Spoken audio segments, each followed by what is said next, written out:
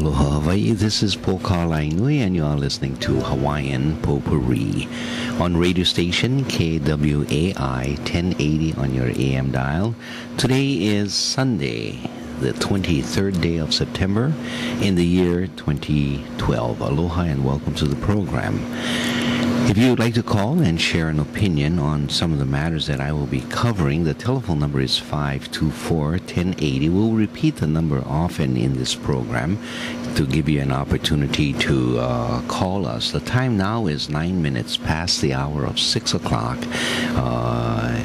In the morning, of course. If you are seeing this program on video, that's why I repeat that this is morning that we are doing this program. If it's live radio, obviously, that's where we're at. There's a telephone call already coming in. That's interesting. Let's go to our telephones and see who's calling us. Good morning. Good morning. Yes, aloha. And you did say call in, I think, before you started on your regular program. Yes, go ahead. To refer to something that you had covered yesterday. Okay. I'll have to turn the radio off. And I would like to refer to the definition of terrorism. Ah. And I think I didn't hear this, but from my perspective, terrorists are defined by those with the most power. And I think that's, what the National Defense Act has done, submitted or passed by Obama, which was hugely disappointed, but all that aside, and it says that the president has the power to name anyone a terrorist, anyone who is a threat to national security, and it includes even talking to someone who is associated with some questionable group, and you may not even know about it, but that puts you in the suspicion category, and if whoever is in power, or who has the most guns, really, is the one who's going to define who is a terrorist. And there is another subject, but I'm rather exhausted. It was a rough night, and I'll think of it later, I think. Okay. But, all right, thank you very much. And feel free to call back when you remember that, or when you have a response to what I'm going to say about terrorism. Yes. I'll listen, open my radio and listen, and perhaps answer if you have any questions. All right. You have problems hearing me on the telephone line? Yes, and I still have to float back and forth. All right. I'll listen to the radio now. All right. Thank you. Take care. And I assume you're going to hold on. All right.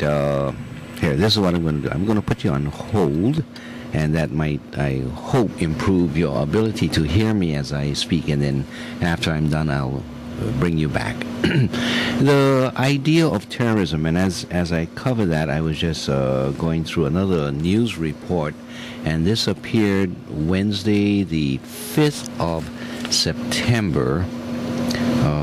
Now, if only I could find it here. Backers of Syrian regime hacks Al Jazeera website. And so those people who supported the Syrian regime and Al Jazeera, the news agency, sponsored by Saudi Arabia, and there's another country, I forget, in that area that just gives them billions of dollars a year. But those countries are against Assad of the Syrian regime. So what the backers of the Syrian regime did was hack into Al Jazeera's website and basically screw up the website. Was that terrorism? Is Al Jazeera a state-sponsored terrorist sponsored by Saudi Arabia and that second country which I have temporarily forgotten the name for, as they attack or as they provide negative reports of the Syrian regime? What is terrorism? The last time we talked about it, we talked about terrorism that may be state-sponsored or non-state-sponsored. And so we need to recognize that terrorism isn't just any group of people who comes up and decides to affect the public policy of someone else through the use of terroristic tactics, and that is by attacking a group of citizens who have no direct control over the policy making. I also spoke about the CIA, the training of people to go into other countries and commit those acts, being taught at the School of the School of the Americas in, I believe it's in Georgia, in the United States of America, and things like that. So when you really take a look at terrorists and who are they are both state-sponsored and non-state-sponsored terrorists. When George Bush said that he would be going into any country that houses terrorists and trains terrorists and attack those terrorist cells, well, I suggested that what he should do is therefore begin with the United States of America, where terrorists are openly trained, and we have a terroristic organization, which is the CIA, that is given acknowledgement by the United States Congress, the United States President, and the tactics that they use are indeed terroristic. There was a case recently of a citizen of England, I believe, and he was of Palestinian, I believe it was Palestinian descent, who was simply taken off the streets. He was what is the word for it? He was kidnapped off the streets, I think it was, of England, and then sent over to another country where he was tortured. Now, all of this was done by CIA agents and others, and eventually, and tortured for a long period of time, it may have been a year or more, and then eventually released in that country and had to find his own way back to England, and then brought a lawsuit against the officials who had committed that act, or the individuals who had committed that act. The United States courts threw the case out, saying that that was a government action that they didn't want to get involved in, and simply dropped the case. So you have the U.S. government itself also participating in terrorism. Now, as our caller has just said, isn't terrorism really a matter of who's defining it? And oftentimes that is the result of a review of terrorism as it occurs. Previously, under the Bush administration, what was his name? Was it Dick Cheney? I think it was the Secretary of Defense, Rumsfeld, who said that these folks who were fighting against American forces in Iraq should not be called insurgents. They should be called something else. But the newspapers kept referring them to insurgents, and Rumsfeld didn't have another name for them. Insurgents, terrorists, there are many other terms, guerrilla warriors. With those people who have the power or who are in control, they will attribute terms to the other person as if those persons were illegitimate. They had no cause to be fighting, and that's not necessarily the case, which is another presumption being made against the so-called terrorists, that they have no legitimate cause. Or if they had a cause, they should process their causes through a more peaceful means by which a system has been set up to address these causes. What they're really saying is that you should go through the doorway that we have already created so that we can oppress or suppress your objections and make it a cleaner process by which we can oppress you. Let's not forget that in the American experience, the Revolutionary War were fought by a lot of American insurgents. They were fought by a lot of guerrilla tactics. Those people who were trying to achieve their independence would have been called terrorists at that time, and probably were, if the word was in popular use at that time. So, with regards to who defines terrorism, I think that's an important aspect to see it, and we should not get caught up with accepting that kind of definition, but try to look more broadly at who are terrorists, what is the definition of terrorism. And if we address that and try to attribute the legitimacy of one's cause, let us take a look at what has been happening. Is it legitimate to say that there are no appropriate causes being raised by those people who have been attributed the label of terrorism today? And because there are so many terrorist labeled activities, we would need to parcel out each of the causes. But it may have us, or it may be profitable for us to take a look at and ask ourselves, why are they doing that? What is the cause behind it, rather than just accepting that it's a terroristic activity, there is no legitimacy to the cause, and just shut the door at that point. That does not assist in raising the opportunity for finding resolution to problems that other people may see, but those who have the power simply do not want to address. Okay, having said that, I'm going to bring Sister back on the air if in the event she has any responses. Yes. Hello, are you there? Go ahead. Yes, Polka. Thank you. Can you hear me? Yes, I hear you well. Thank you very much for your expanding on that idea and making it generally more acceptable. Another thought has occurred to me is that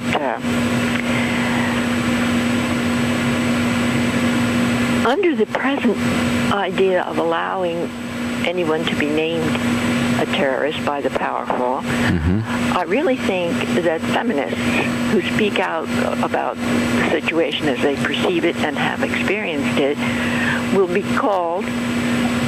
could be called a threat to national security. But it is actually a threat to those with power.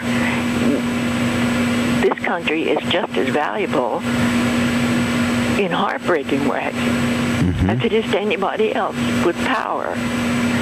And to watch the destruction of it right in front of you, as the Hawaiian people did too, you know, it's a very, I can't even use the word painful. It's heartbreaking, and it fills one with absolute despair because it was built on beautiful ideals for us to reach for. We never achieved them, of course, but there was an attempt and a belief that we could reach and live up to these ideals. When I'm getting quite upset, so I'll hang up and try to recover. Thank you very much. And feel free to call back again. Take care. Okay, thank Aloha. you very much. And I think Sister raises some very interesting additional questions. And it's not only, of course, she raised it in the focus of feminists and their speaking to power or speaking against those who now hold the power. But I would suggest that whenever you have those people who want to speak against those who hold the power, it raises a question, and it does become what they see, those in power see, as a national security threat. If we can jump on the other side and ask ourselves, what is national security? What is, or what are those things that a nation should always try to keep secure? Is it the people who are in power? Or is it the principles of that country, so that the character of the country is not lost by the demeaning of, let's say, their cultural principles, their social principles, their political principles, their human rights principles, their economic principles? if a country says that we are developed according to the following principles, let's take as an example the United States of America. What is the most important to secure in terms of its national interest? I would suggest these would be the principles of the right of people to self-determination, which was essentially the basis upon which they used as their claim to be free of English colonization or English oversight. The right of a people to choose their own styles of government. Very important principle. Another principle is the freedoms to be left undeterred by government actions, the freedom of speech, the freedom of association, the freedom of speedy and just trial, the freedom not to be incarcerated without being charged and given a speedy trial. All of these freedoms are part of those things that a nation should try to keep secure. When it comes to attempting to keep secure a president in office, I don't think that's a national security question. When it comes to the protection of the banking profits, I don't think that's a national security question. When it comes to the right of American oil companies to continue to extract oil from other countries or other areas, let's say the Middle East or Central or South America or any other place, I don't think that's a national security question, because it doesn't get to the heart of the principles of that country. If that is the case, let us take a look at who are the terrorists that are terrorizing or that are threatening. Who are the national security threateners in the United States example? Is it the feminists? No, they are challenging a political system, but they are in essence supporting the right of full participation within the political system. Is it the gays and lesbians? No, they are supporting the principle of free choice, free speech, free association, another very sacred right held up high by American principles. Then who are those who are threatening? Is it the terrorists who had bombed the that financial service building in New York City? I forget the name of the tower right now. The financial tower, it was given some other name. And I don't think financial towers are the national security interest. What about the people? Well, you could argue that the protection of the people are indeed an issue of national security. So you do have some of the terrorism that is going against part of the national security interest. But I would suggest that even more threatening to the national security is the federal government, and at times the state governments, the various states governments, who have threatened some of these very sacred rights that is supposed to have been protected. For example, your freedom of association. When the federal government says, well, we have passed a law that you cannot, and you were found to be speaking with so-and-so, and he is on the list of suspected terrorists or associated with suspected terrorist organizations, and therefore you having spoken with them or with him, or you having supported the goals such as what you have said, Poka Lai Nui, on your radio show, that in essence gave comfort and support to these things. By doing that kinds of stuff, the government itself is stepping in and attacking those things that should have been nationally secured. Those are the national interests that needs to be protected, but instead what we are finding is that those very people who are in power and who wants essentially to retain power and are willing to sacrifice the national interest, the American national interest, are the very terrorists, the most terroristic of whom we should be watching against. And why are they committing terrorist acts when they do this? Because they are hitting the innocent people who are not really the threats, have no power to affect the political decisions or directions of the country. They are instead merely the victims. And you are using them as examples of, not examples, you are using them to threaten the rest of the population and to have the rest of the population conform in their behavior to what you would like to see. And all of that being done in violation of basic human rights, basic civil rights. When you can fly a drone plane and simply pop people's lives, and if they are associated with others, kill them all, let God sort them out. Is that an appropriate attitude? That's not certainly not part of the American creed that I was familiar with. All right. Our telephone number is 524-1080, and we'll take another telephone call for just a few minutes, and then I'm going to music, and then we'll return to our programming. So let's bring that caller in. Aloha, caller. Welcome to the program. Good morning, Polka. How are you this morning? Yes, good. Fine. Nice to hear your voice in the morning here. Thank you. Listen, there are two main dynamics going on in this conversation. Okay.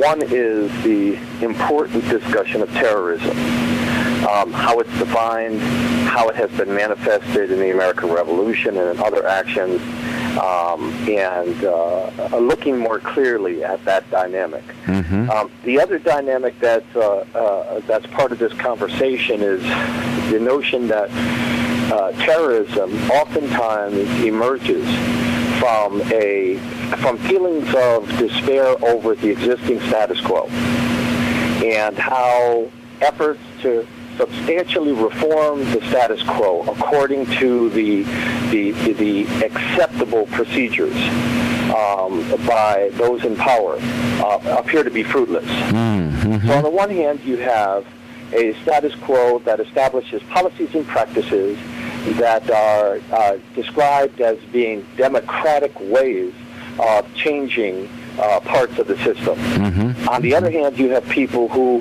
are feeling in complete frustration over the recognition that those processes are set up to fundamentally maintain the status quo and the privileged individuals that hold power. Mm-hmm.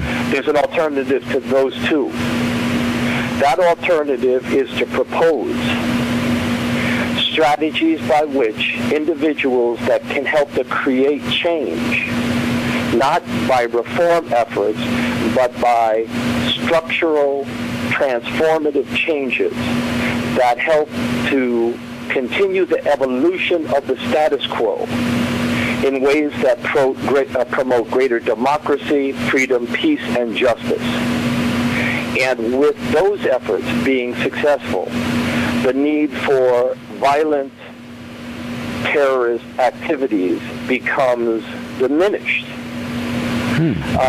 So what I'm putting out this morning is that the paper that we have worked on and that you have put on your website represents the third alternative that I'm describing. We have put together on the Envisioning a Future of Hawaii, a beginning point by which individuals are invited to foster changes and help to create a consensus among people in Hawaii who are committed to nonviolent structural change to transform the injustices that are perpetuated by the status quo in nonviolent terms, but in transformative ways. Mm-hmm. Mm-hmm. Being an individual who both is committed to nonviolence and to be active in terms of resisting injustices of the status quo and to promote peace, I stand by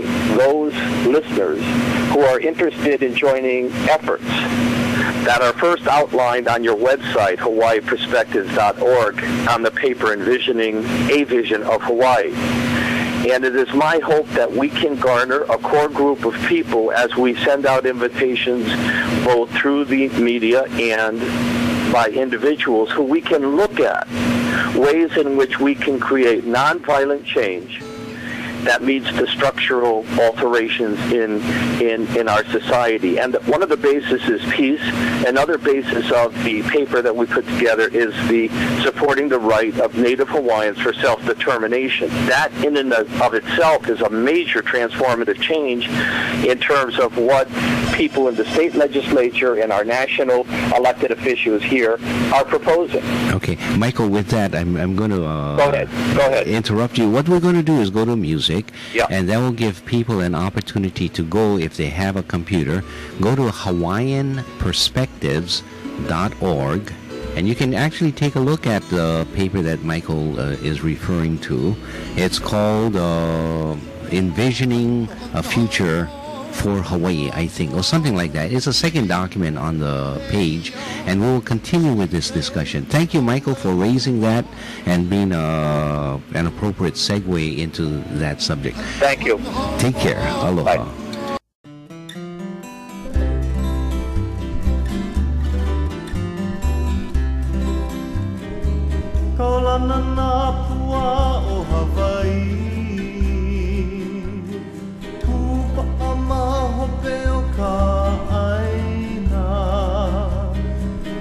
Mai ka elele o ka loko ino Pala pala anu me ka paka